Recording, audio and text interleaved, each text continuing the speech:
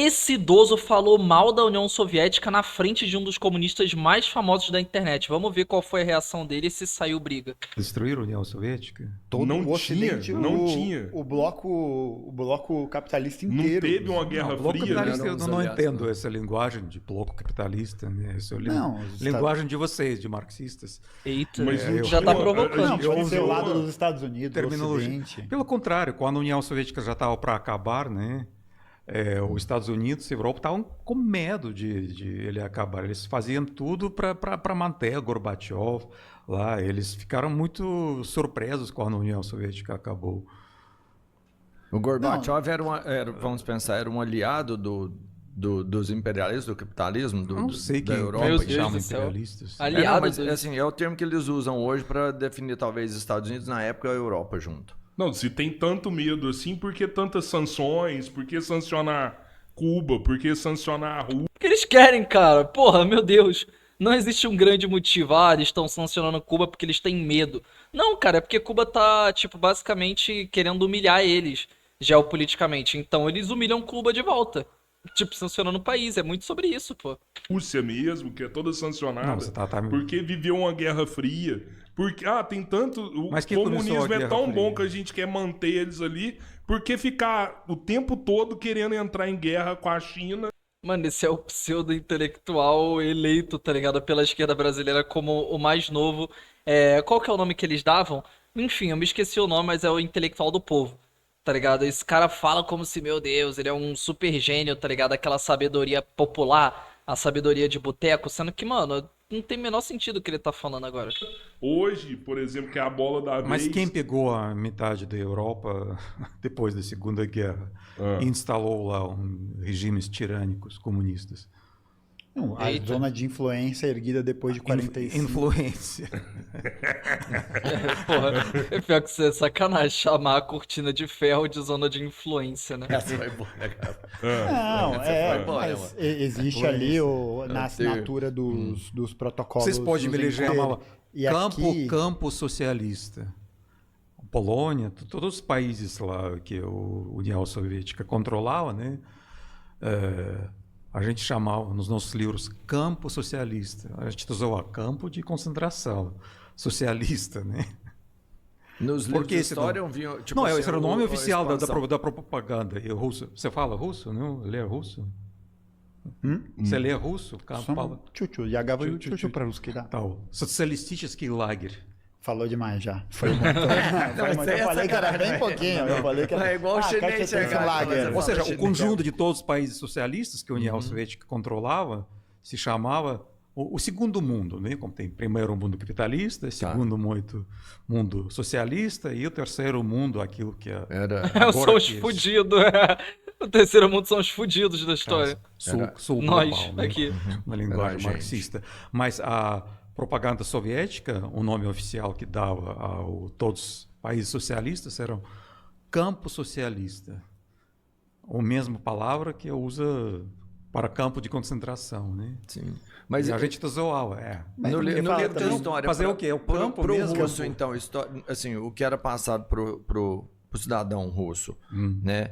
É de que essas partes eram partes da Rússia. A Rússia era o dono desse território? Ou não? O que é? Como era Não, passado primeiro pra não é a vocês? Rússia. Primeiro a União Soviética. União Soviética, sim. Que é todos os países vivendo em paz e harmonia, né? Que claro que a gente não via na realidade, mas na narrativa oficial era assim. Russo não, porque até tem coisa de nacionalismo russo, né? Do imperialismo russo, que bolcheviques também acabaram usando, né? Mas eles não podiam declarar abertamente. Os bolcheviques usaram o imperialismo russo? Como? Não, a União Soviética era controlada por quem?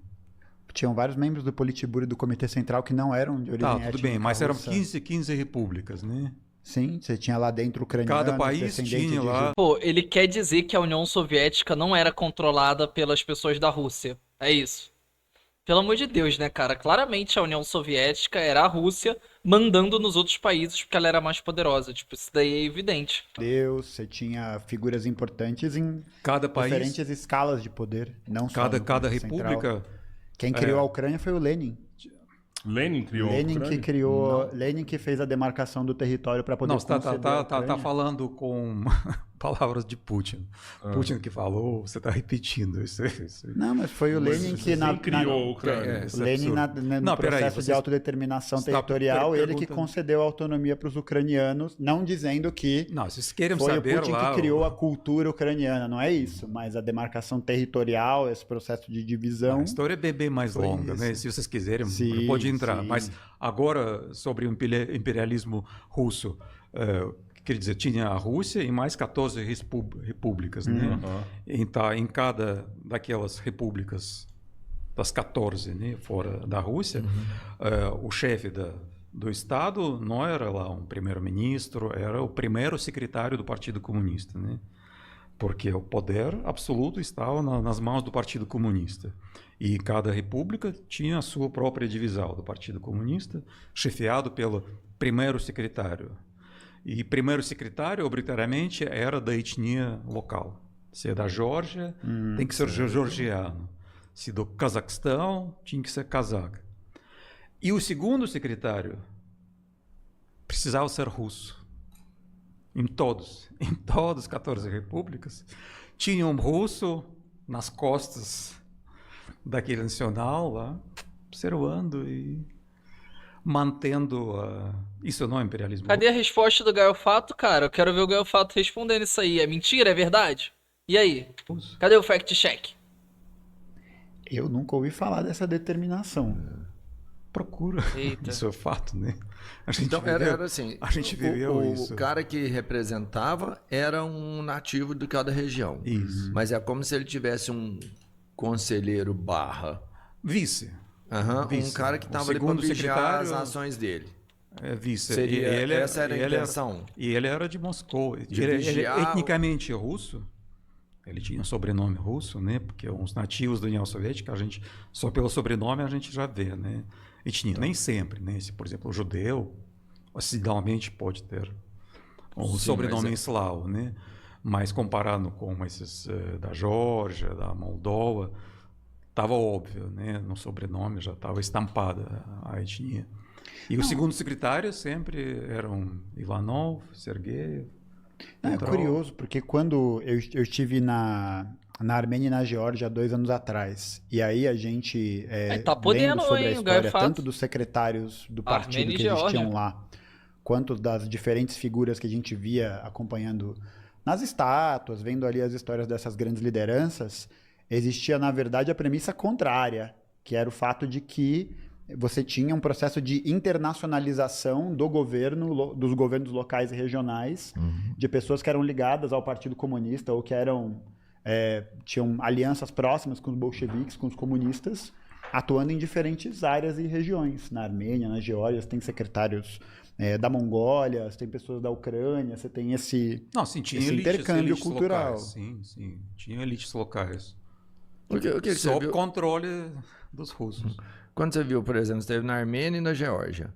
Como que é vista essa... Você chegou a falar com as pessoas como que é vista esse contexto, a parte histórica até chegar na Rússia que a gente tem hoje, tudo que aconteceu, como que é? Para eles foi bom, foi agressivo? Não, assim, existe o lado daquilo que é colocado pelo processo de propaganda e tem aquilo que é o que acontece, né? O que está acontecendo real. A propaganda Todas é as vendida por quem repúblicas- vence. É isso. Quem vence conta a história, né? Sempre. No caso das repúblicas que eram mais satélites, né, em relação à Rússia, as repúblicas mais periféricas, que não tinham os mesmos recursos, o fim da União Soviética foi um desastre completo. Completo. Porque como a economia dependiam. ela era integrada, planificada e centralizada, existia um processo de organização produtiva em cada uma das regiões. Então, nem todo país produzia tudo, e essa interligação fazia com que o país fosse abastecido. Era distribuído o que Isso era varia, produzido. varia muito. Por exemplo, 3 países bálticos está no nível da União Europeia. Eles fazem parte da União Europeia. Mas de uma camada está muito bem. Mas acho Eles que melhoraram também muito. fazer a Com o fim da avaliação... União Soviética. Sim, fazer o muito. tipo de avaliação econômica Cazaquistão. dessa mudança, né? Cazaquistão, Porque por exemplo. esses PIB, países que estavam nessa área mais periférica, de satélite, Eles passaram por processos muito intensos de desindustrialização. Mas quais? Cara, isso é muito complicado dele falar. Ele tá querendo dizer que todas as ex-repúblicas soviéticas pioraram desde que a União Soviética acabou.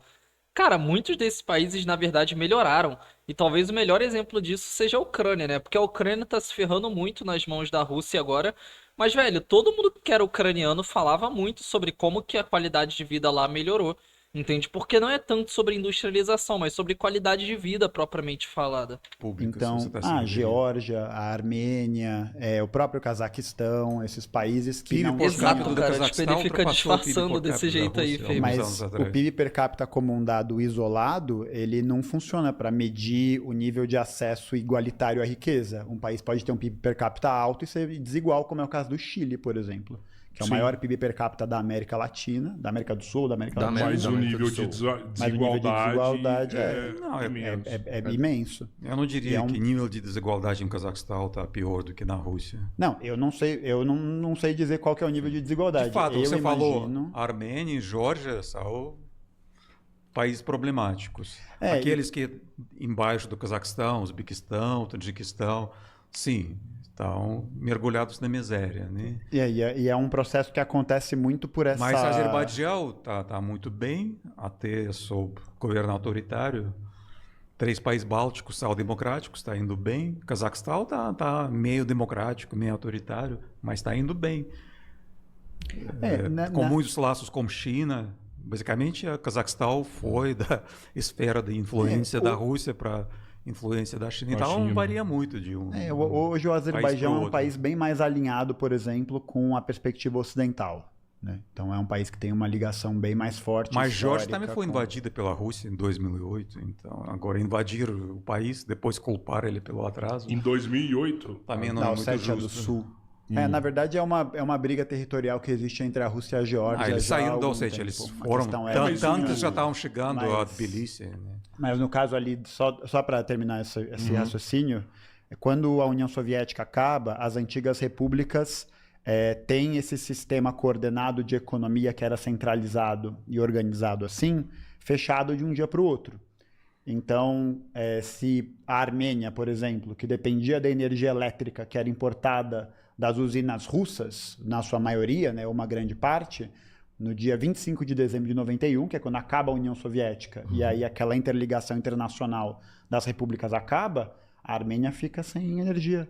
É um período que vai ficar conhecido, acho que são 3 anos que eles não conseguem fazer. Isso daí é uma das maiores provas, né, cara, de como que a elite russa se utilizou da União Soviética para ferrar essas ex-repúblicas soviéticas. Eles criaram um sistema onde essas ex-repúblicas eram dependentes do governo central, ou seja, da Rússia, para poder se manter de pé. Então, mesmo que elas quisessem se separar, elas não poderiam. Por exemplo, por conta desse caso aí da Armênia. Se a Armênia se separasse, ficava sem energia. Se separou, acabou a energia aí no teu país. Pô, velho, isso daí é só uma das provas de como que a União Soviética funcionava de maneira a prejudicar as repúblicas que eram participantes dela. Essa reconexão massiva de energia num Tipo, ela país criava em que as ligações temperaturas forçadas, tá ligado? Entre as caem repúblicas. muito, Caramba. muito frio, sim. Tem até um nome específico desse evento. Eu vou procurar aqui, mas é um inverno que dura de 1991 e 1994. Não, eles Tanto passaram que outros. Eles tem tiveram uma- um tem uma- terremoto muito grande em 88. Aí começou guerra com o Azerbaijão, com Nagorno-Karabakh. que durou até o ano Que retrasado. tem até assim, conflitos pontuais. Quando a guerra? 89, se E não me durou até engano. o ano passado? Retrasado. Bom, uma das guerras mais duradouras que a gente já teve. Ela se reacendia. Isso. Ah, tá, não direto. Ela era. O Até que o nome- Azerbaijão resolveu. O Azerbaijão cresceu com a ajuda da Turquia. O Aí nome eles foram lá esse período que acontece cortaram na Armênia, de raiz do 91 a problema. 94, é conhecido como os Anos Escuros. Que é uma época, tanto que se você for para a Armênia, nas partes mais interioranas você vê com mais facilidade. Você percebe que todas as casas têm encanamento a gás do lado de fora. Porque antes o encanamento que era a gás centralizado, que vinha nessa distribuição, ele foi desativado. Então eles precisaram construir, Os caras tipo, têm que fazer cada um rápido. se virou tipo no seu. um poste de fio elétrico com gás. Um gato. Um gato de gás para poder abastecer as Mas casas. você está querendo usar esse argumento para pedir o comunismo voltar? Não, né? Eu posso usar outros também, mas esse daí, nas condições de vida ali, tanto que é isso, né? As condições de vida do período pós-soviético, nos primeiros 10 anos ali do choque do Yeltsin, foi um desastre completo. Eles assim. falam que um dos problemas da queda da União Soviética, Vladimir, foi o fracasso da economia planificada, que não conseguia atender a população a tempo. Às vezes, quando atendia Não, a você está população, trocando tinha causa outra... e efeito. Me conta, então. Não é que a economia faliu porque a União Soviética acabou. A União Não, Soviética não acabou é isso que eu por quê? falei. Porque a economia faliu. Não, Enfim, é basicamente isso, né, gente? Vai encerrar o corte aqui. É isso, né, cara? Todo mundo pôde perceber aí como que o Gaio Fato não respondeu tanto, não foi tão atrevido e ficou se fazendo de confuso porque não tem como responder tanto um cara que morou na União Soviética e sabe o que de fato acontecia lá. Sabe qual que era a situação daquele país e como que as ex-repúblicas, tipo no caso, as repúblicas da época eram prejudicadas pelo governo central, que era majoritariamente russo. Enfim, rapaziada, é isso. Se vocês gostaram do vídeo, deixem um like aí, comentem o que vocês acharam aí da postura do Gaio Fato e dessa postura também do Vladimir, o que ele trouxe no corte. Se inscrevam no canal e live todo dia aqui, que é às 8 horas. Passem lá.